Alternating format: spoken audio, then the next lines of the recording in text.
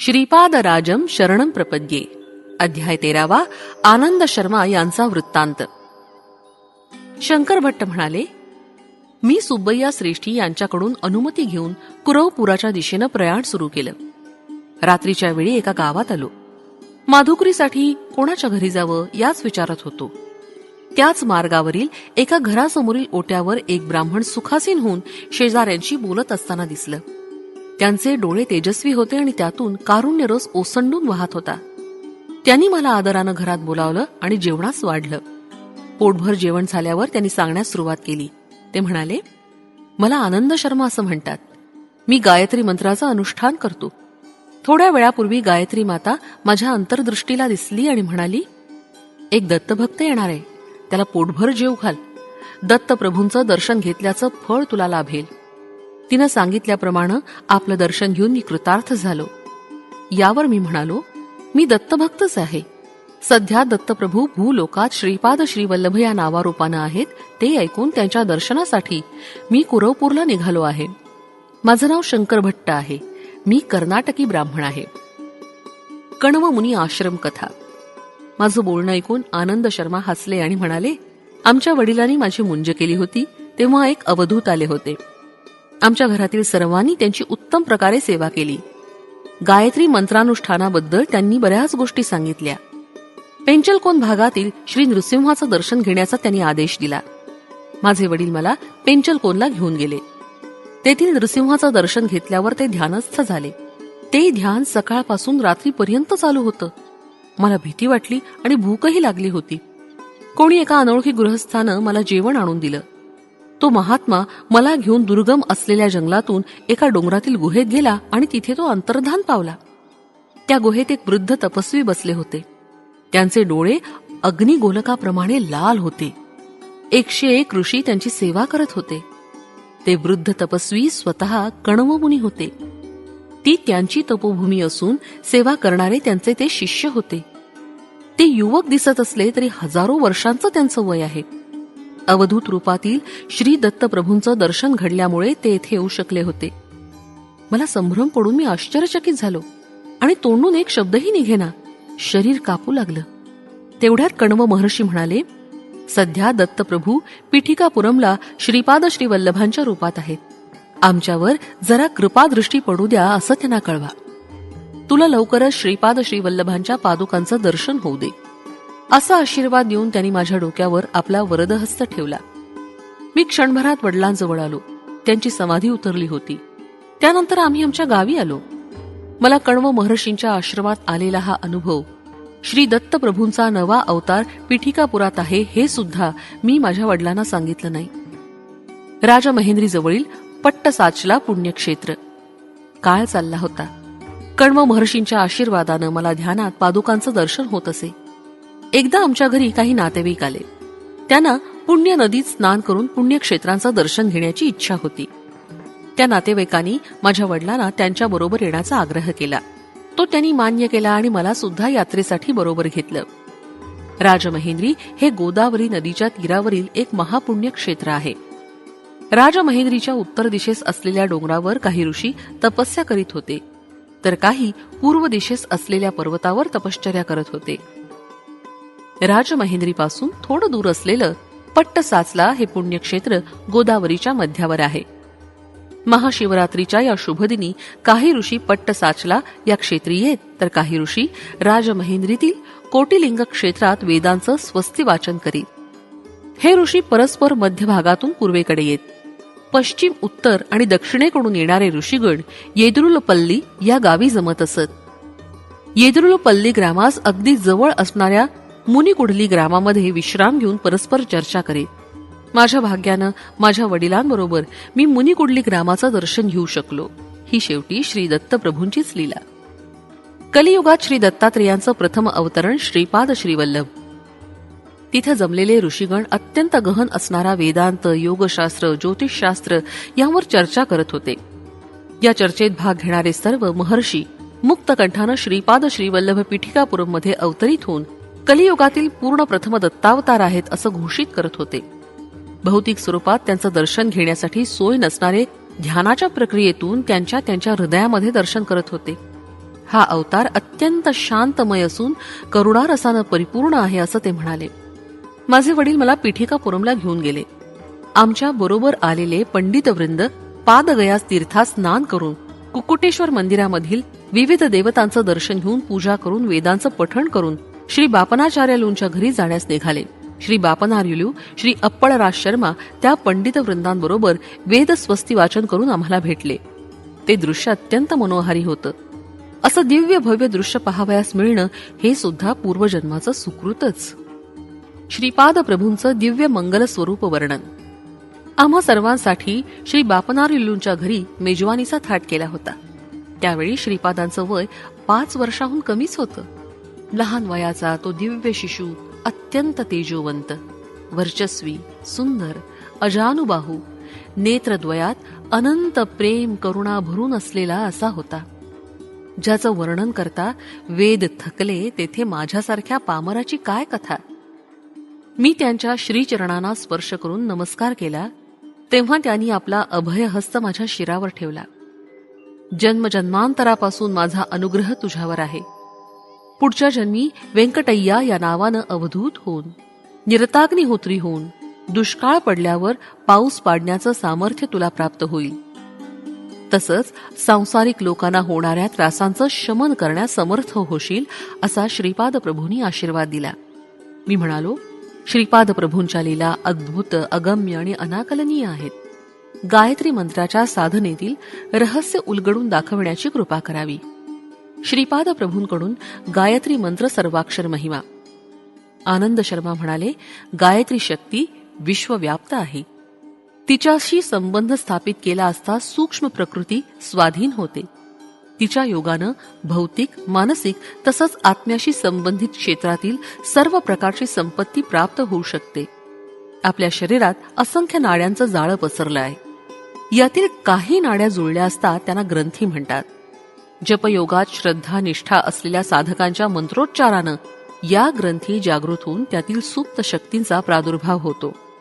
ओम या अक्षराचा उच्चार केला असता मस्तकातील भाग प्रभावित होतो. भू या अक्षराच्या उच्चारानं उजव्या डोळ्यावरील 4 बोटांचा कपाळाचा भाग जागृत होतो. भुवहा या उच्चारणानं मानवाच्या भ्रुकुटीच्या वरील 3 अंगुलींचा भाग प्रभावित होतो. स्वहा या अक्षराच्या उच्चारानं डाव्या डोळ्यावरील कपाळाचा 4 अंगुली इतका भाग जागृत होतो. तत् या उच्चारानं आज्ञाचक्रामध्ये असलेली तापिनी ग्रंथीतील सुप्त असलेली साफल्य शक्ती जागृत होते. स या उच्चारानं डाव्या डोळ्यातील सफलता नावाच्या ग्रंथीमध्ये सुप्त रूपानं असलेली पराक्रम शक्ती प्रभावित होते. वीचं उच्चारण केलं असता डाव्या डोळ्यांमधील विश्व ग्रंथीमध्ये स्थित असलेली पालन शक्ती जागृत होते. तू या अक्षराच्या उच्चारणानं डाव्या कानात असलेल्या तुष्टी नावाच्या ग्रंथीतील मंगळकर शक्ती प्रभावित होते. रव या अक्षराच्या उच्चारानं उजव्या कानात स्थित असलेल्या वरदा ग्रंथीतील योग नावाची शक्ती सिद्ध होते. रे चा उच्चार केला असता नासिकेच्या मुळाशी स्थित असलेल्या रेवती ग्रंथीतील प्रेमशक्तीची जागृती होते. णीच्या उच्चारानं वरील ओठावर असलेल्या सूक्ष्म ग्रंथीतील सुप्त शक्ती धन संध्य जागृत होते. यम या अक्षराच्या उच्चारानं आपल्या खालच्या ओठावर असलेल्या ज्ञान ग्रंथीतील तेज शक्तीची सिद्धी होते. भ या अक्षर समुदायाच्या उच्चारणानं कंठात असलेल्या भग ग्रंथीतील रक्षणाशक्ती जागृत होते. ऋगोचा उच्चार केला असता कंठकूपात स्थित असलेल्या गोमती नावाच्या ग्रंथीतील बुद्धी शक्तीची सिद्धी होते. दे या उच्चारानं डाव्या छातीच्या वरच्या भागात असलेल्या देविका ग्रंथीतील दमनशक्ती प्रभावित होते. व चा उच्चार उजव्या छातीतील वरील भागात असलेल्या वराही ग्रंथीतील निष्ठा शक्तीची सिद्धी करतो. स्य याच्या उच्चारणानं पोटाच्या वरील बाजूस ज्या ठिकाणी बरगड्या जुळतात इथे सिंहिणी नावाची ग्रंथी असते. या ग्रंथीतील धारणा शक्ती प्रभावित होते. धी च्या उच्चारणानं यकृतात असलेल्या ध्यान ग्रंथीतील प्राणशक्ती सिद्ध होते. म या अक्षराच्या उच्चारानं आपल्या प्लिहामध्ये असलेल्या मर्यादा ग्रंथीतील संयम शक्तीची जागृती होते. ही च्या उच्चारानं नाभीतील स्फुट ग्रंथीतील तपोशक्ती सिद्ध होते. धी या अक्षराच्या उच्चारणानं पाठीच्या कण्याच्या खालील भागात असलेल्या मेघा ग्रंथीतील दूरदर्शिता शक्तीची सिद्धी होते. योच्या उच्चारणानं डाव्या भुजेत स्थित असलेल्या योगमाया ग्रंथीतील अंतर्निहित शक्ती जागृत होते. योच्या उच्चारणानं उजव्या भुजेमध्ये स्थित असलेल्या योगिनी ग्रंथीतील उत्पादन शक्ती जागृत होते. नहा या अक्षराच्या उच्चारणानं उजव्या कोपऱ्यामध्ये असलेल्या धारणी ग्रंथीतील सरसता शक्तीची सिद्धी होते. प्र या अक्षराच्या उच्चारणानं डाव्या कोपऱ्यात असलेल्या प्रभव ग्रंथीतील आदर्श नावाच्या शक्तीची जागृती होते. चो या अक्षराच्या उच्चारणानं उजव्या मनगटात स्थित असलेल्या उष्मा ग्रंथीतील साहस शक्तीची सिद्धी होते. द या अक्षराच्या उच्चारणानं उजव्या तळहातावर असलेल्या दृश्य नावाच्या ग्रंथीतील विवेक शक्तीची जागृती होते. यात या अक्षरद्वयांच्या उच्चारणानं डाव्या हातावरील निरंजन ग्रंथीतील सेवा शक्ती सिद्ध होते. अशा प्रकारे गायत्री मंत्रातील 24 अक्षरांचा 24 ग्रंथी आणि त्याच्या 24 प्रकारच्या शक्ती यांच्याशी निकटचा संबंध आहे. 9 ही संख्या न बदलणारी असून ब्रह्मतत्वाची सूचक आहे. 8 ही संख्या माया तत्वाला सूचित करणारी आहे.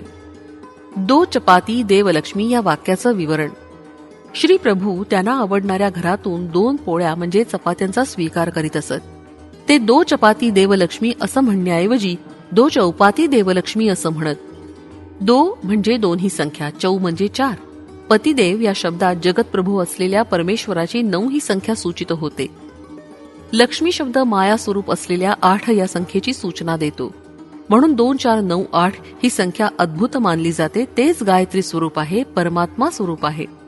पराशक्ती सुद्धा तेच आहे हे सुचवण्यासाठी या संख्या श्रीपाद प्रभू या पद्धतीनं जोडत असत. तेव्हा मी म्हणालो, महाराज मला गायत्री मंत्रातील 24 अक्षरांबद्दल तुम्ही सांगितलं, थोडंसं समजलं. 9 ही संख्या परमात्म स्वरूप म्हणता आणि 8 ही संख्या माया स्वरूपाची म्हणता ते मला तेवढंच समजलं नाही. 9व संख्या विवरण. आनंद शर्मा म्हणाले, अरे शंकर भट्टा, परमात्मा विश्वातीत आहे. तो कोणत्याही परिवर्तनानं बाधित होत नाही. 9 ही संख्या विचित्र आहे. 9ला 1 भागल्यास 9च येतात. 9ला 2 गुणल्यास 8 येतात. 1 आणि 8ची बेरीज 9च येते. 9ला 3 गुणल्यास 27 ही संख्या येते. 2 आणि 7ची बेरीज 9च येते. या प्रकारे कितीही संख्येनं गुणलं आणि येणाऱ्या संख्येचे आकडे एकत्र केल्यास 9 हीच संख्या येते. त्यामुळे 9 ही संख्या ब्रह्मतत्व सुचवते. गायत्री मंत्राचं विवरण. गायत्री मंत्र हा कल्पतरूप्रमाणे आहे. यातील ओंकार भूमीतून वर येणारा कोंब मानला जातो. भगवंत आहे याचं ज्ञान, परमेश्वरावरील निष्ठा ओंकाराच्या उच्चारणानं येते. हा कोंब 3 शाखांमध्ये भूहू, भुवहा, स्वहा याच्या रूपानं वाढतो. भू आत्मज्ञान मिळवून देण्यास समर्थ आहे. भुवहा जीव शरीर धारण करतो तेव्हा करायचा कर्मयोग सुचवतो. स्वहा समस्त द्वंद्वाला स्थिरत्व देऊन समाधी स्थिती देण्यास समर्थ करतो. भू या शाखेतून तत्सवितुः वरेण्यम या उपशाखा उद्भवल्या. शरीरधारकाला जीवाचं ज्ञान करून देण्यास तत् उपयोगी आहे. शक्तीला समुपार्जन करण्यासाठी सवितू याचं सहकार्य होतं. वरेण्यम मानवाला जंतू स्थितीतून दिव्य स्थितीला जाण्यास सहकारी होतो. भुवहा या शाखेतून भर्गो देवस्य धीमहि या 3 उपशाखा उत्पन्न झाल्या आहेत. भर्गो निर्मलत्व वाढवतो. देवस्य देवतांनाच केवळ साध्य असलेली दिव्यदृष्टी मिळवून देतो. धीमहीनं सद्गुणांची वृद्धी होते. स्वहा यातून धियोमुळे विवेक, योनहमुळे संयम, प्रचोदयातमुळे समस्त जीवसृष्टीचा सेवाभाव वाढीस लागतो. याकरता गायत्री कल्पवृक्षाच्या 3 शाखा आहेत. प्रत्येक शाखेत 3-3 उपशाखा. हे समजलं ना? म्हणून 2 4 9 8 हे श्रीपादांचे सूचना करणारी संख्या आहे. यातील 9 या संख्येचं विवरण तुला सांगितलं. अष्टम म्हणजे 8 संख्येचं विवरण. 8 ही संख्या माया स्वरूप आहे. हे अनघा माता तत्व आहे. 8 1 गुणलं असता 8च येतात. 2 गुणल्यास 16 येतात. यातील 1 आणि 6 मिसळल्यास 7 येतात. हे 8 पेक्षा कमी आहेत. 8ला 3 गुणल्यास 24 ही संख्या येते. यातील 2 आणि 4ची बेरीज केल्यास 6 येतात. हे 7 पेक्षा कमी आहेत. याप्रमाणे सृष्टीतील समस्त जीवराशीमधील शक्तिहरण सामर्थ्य जगन्मातेत आहे. कोणी कितीही मोठा असला तरी त्याला लहान करून दाखवण्याची शक्ती मायेत आहे. श्रीपाद श्रीवल्लभ गायत्री माता स्वरूप आहेत. ते अनघा देवी समवेत श्री दत्त आहेत.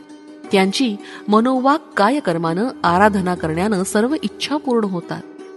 गायत्री मातेमध्ये प्रातःकाळी हंसारूढ असलेली ब्राह्मी शक्ती असते, मध्यान्ह काळात गरुडारूढ असलेली वैष्णवी शक्ती असते आणि सायंकाळी वृषभारूढ असलेली शांभवी शक्ती असते.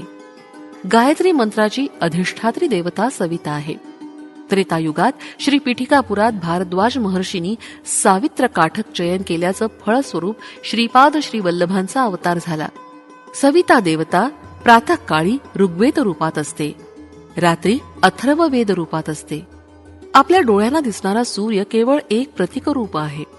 योगी जेव्हा महाउन्नत स्थितीला पोचतात तेव्हा त्रिकोणाकार असलेल्या महाजाज्वल्यमान प्रकाशमान ब्रह्मयोनीचं दर्शन घेऊ शकतात. यातूनच कोट्यान कोटी ब्रह्मांड प्रतिक्षणाला उत्पन्न होतात आणि प्रतिक्षणी संरक्षण होत असतं, प्रतिक्षणाला विध्वंस होत असतो. असंख्य असणाऱ्या खगोलातील सृष्टी स्थिती लय घडवणाऱ्या शक्तीचं सावित्री हे नाव आहे. असं असलं तरी गायत्री आणि सावित्री या अभिन्न आहेत. जीवाची आध्यात्मिक उन्नती गायत्री मातेच्या अनुग्रहानं होते. इहलोकातील सर्व सुखोपभोगांचा अनुभव घेण्यासाठी, परलोकातील विमुक्त स्थितीतील दिव्यानंदाचा अनुभव घेण्यासाठी दोहीमध्ये समन्वय होणं आवश्यक आहे. श्रीपादांच्या चरणाश्रितांना इह परलोक दोन्हीचा लाभ होतो. इतर देवता आणि श्री दत्तात्रेयांच्या आराधनेतील फरक हाच आहे.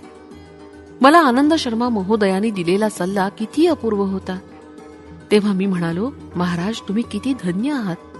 श्रीपाद प्रभू जेव्हा नृसिंह सरस्वती अवतार धारण करतील त्यावेळी आपण त्यांचे गुरु होऊन संन्यास दीक्षा प्रदान कराल. त्या जन्मात आपण श्रीकृष्ण सरस्वती या नावानं संन्यास धर्माचं आचरण करीत असणार. यावर आनंद शर्मा म्हणाले, भगवंताचा अवतारच भक्तांसाठी असतो. ते मानवरूप धारण करून पृथ्वीवर येऊन आपल्या आदर्श आचारसंपन्न जीवनानं सर्व मानवांना शिकवण देतात. ते स्वतः सर्वज्ञ असले तरी सुद्धा गुरूंचा स्वीकार करून समाजाला गुरूच्या आवश्यकतेचं महत्त्व आपल्या कृतीनं समजावून देतात. अवतारी पुरुषाचं गुरु होण्याची क्षमता एखाद्यालाच लाभते. अवतारी पुरुष जन्माला यायचे म्हणजे त्या वंशात पूर्वीच्या 80 पिढ्यांनी पुण्यसंचय केलेला असतो. तसंच अवतारी पुरुषाचे गुरु होणाऱ्या व्यक्तीचा वंश परम पवित्र पुण्यवान असावा लागतो. बापनाचार्युलू आणि सायणाचार्य यांच्या वंशाचे अनेक पिढ्यांपासून संबंध होते. मल्लादीच्या घरी मुलगी झाली तर वाजपेय याजुलूंच्या घरची सून होणार आणि वाजपेय याजुलूंच्या घरी मुलगी झाल्यास मल्लादींची सून होणार असं गमतीनं म्हणत असत. बापनार्यांची मुलगी सकल सौभाग्यवती सुमती वाजपेय याजुलूंच्या घरी दिली नाही. तिचा विवाह विधिलिखित अगोचर असलेल्या दिव्य घंटीकोटा अप्पळराजू शर्मा यांच्याबरोबर झाला. साक्षात दत्तावतार श्रीपाद श्रीवल्लभांनी त्यांच्या मातेचा रक्तसंबंध असलेल्या वाजपेय याजुलूंचा सुद्धा उद्धार केला. माधवाचार्यांना श्रीपाद प्रभूंबद्दल अतिवात्सल्य भाव होता. हेच पुढे विद्यारण्य महर्षी झाले. त्यांचे शिष्य मलयानंद, त्यांचे शिष्य देवतीर्थ, त्यांचे शिष्य यादवेंद्र सरस्वती आणि यादवेंद्र सरस्वतींचे शिष्य श्री कृष्ण सरस्वती. विद्यारण्य महर्षी आणि कृष्ण सरस्वती यांच्यामध्ये गुरु शिष्यांच्या 3 पिढ्या होतील. श्री विद्यारण्य हेच कृष्ण सरस्वतीच्या रूपानं अवतरित होतील आणि ते श्रीपादांच्या नंतरच्या अवतारातील गुरुपद शोभविणार आहेत. श्रीपाद नित्य सत्यवचन बोलत. त्यांनी उच्चारलेलं प्रत्येक वाक्य सत्य होत असे. एकदा सुमती महाराणी श्रीपादांना स्नान घालत होते. तेवढ्यात वेंकटप्पय्या श्रेष्ठी तिथं आले.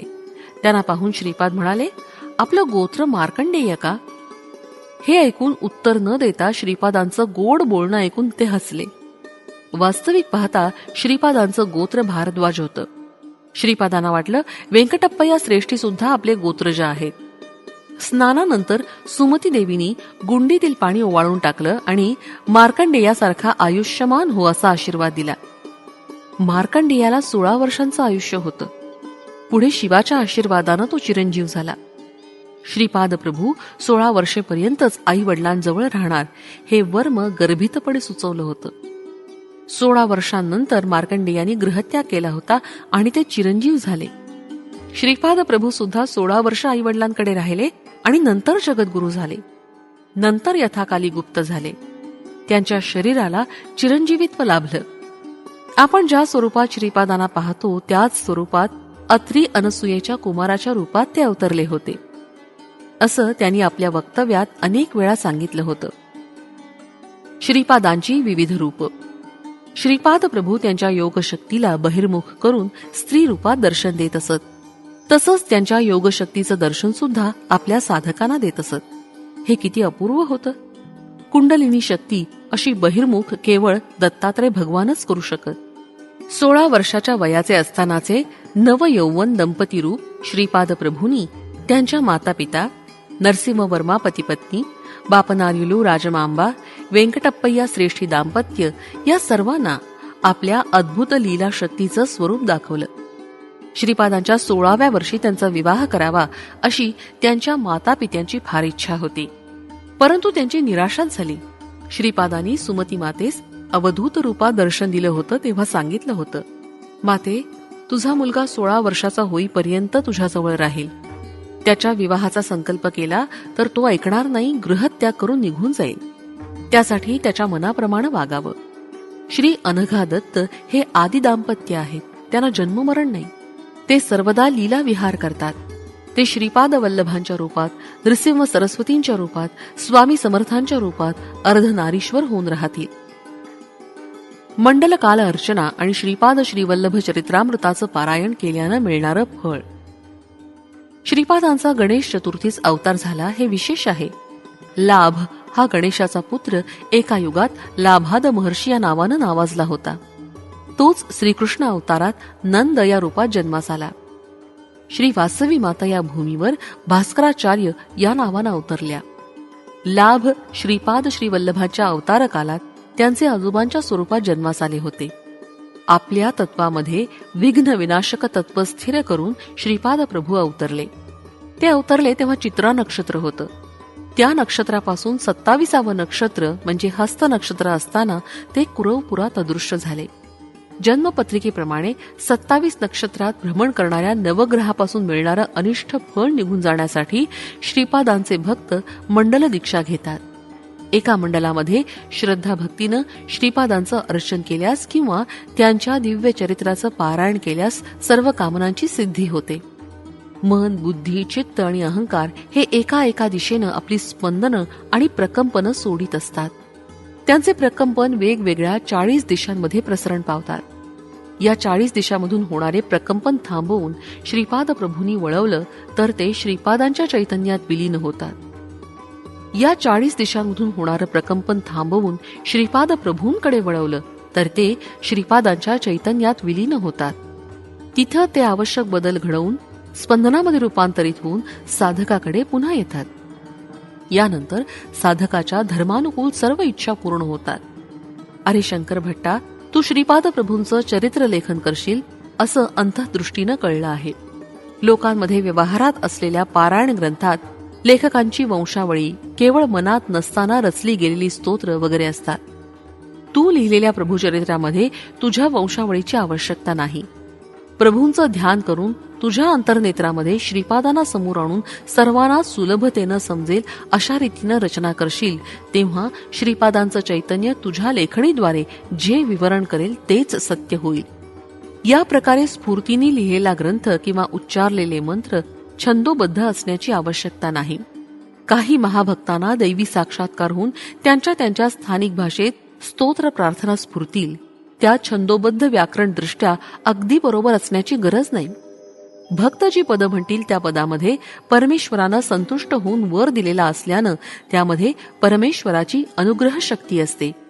त्या पदांमध्ये असलेल्या स्तोत्रांचं आपण पठण केल्यास आपलं चैतन्य तत्काळ भगवान चैतन्याशी सामिप्य पावतं. परमेश्वर भावप्रिय आहे, भाष्यप्रिय नाही. भावना म्हणजे शाश्वत भक्ती. श्रीपाद प्रभूंचे मल्लादी, वेंकटप्पय्या श्रेष्ठी आणि वत्सवाई या 3 कुटुंबाशी अत्यंत सख्य होतं.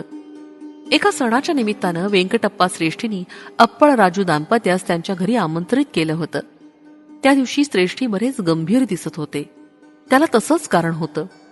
पिठिकापुरममधील एका सुप्रसिद्ध ज्योतिषानं श्रेष्ठींच्या मृत्यूची वेळ, दिवस, वार, तिथी सर्व सांगितलं होतं. त्यांचं ज्योतिष आतापर्यंत कधी खोटं ठरलं नव्हतं. हेच कारण श्रेष्ठींच्या गंभीरपणाचं होतं. त्या ज्योतिषानं अशी प्रतिज्ञा केली होती की त्यांची भविष्यवाणी खोटी ठरल्यास तो मुंडन करून गाढवावर बसून गावभर फिरेल. अपमृत्यू टाळण्यासाठी अप्पळ राजू शर्मा यांनी कालाग्नी शमनाची पूजा करून त्याचा प्रसाद श्रेष्ठींना आणून दिला.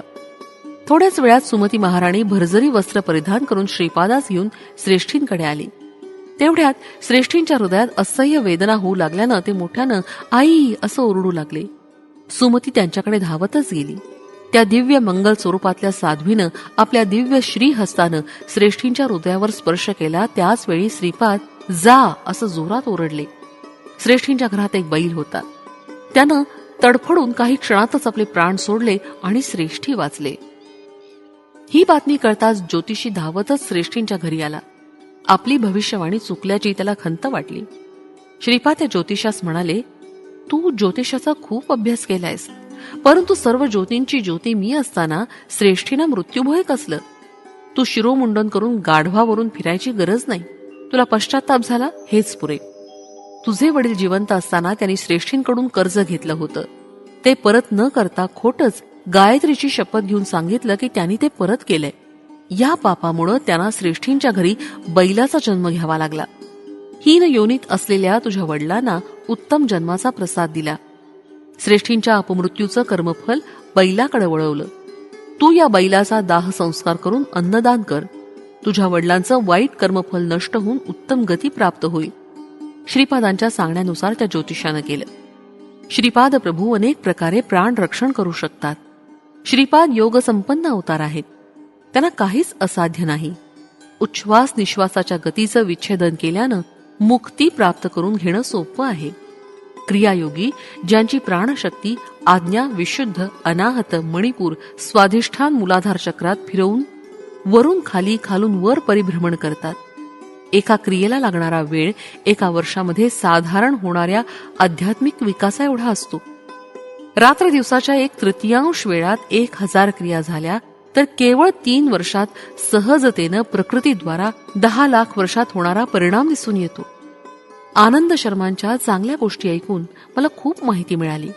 मी सकाळचा अन्नी काटपून श्री आनंद शर्मांचा निरोप घेऊन श्रीपाद श्रीवल्लभांच्या दर्शनासाठी कुरवपूरकडे निघालो. श्रीपाद श्रीवल्लभांचा जय जयकार असो. फलश्रुती व्यवसाय वृद्धी, पशुवृद्धी.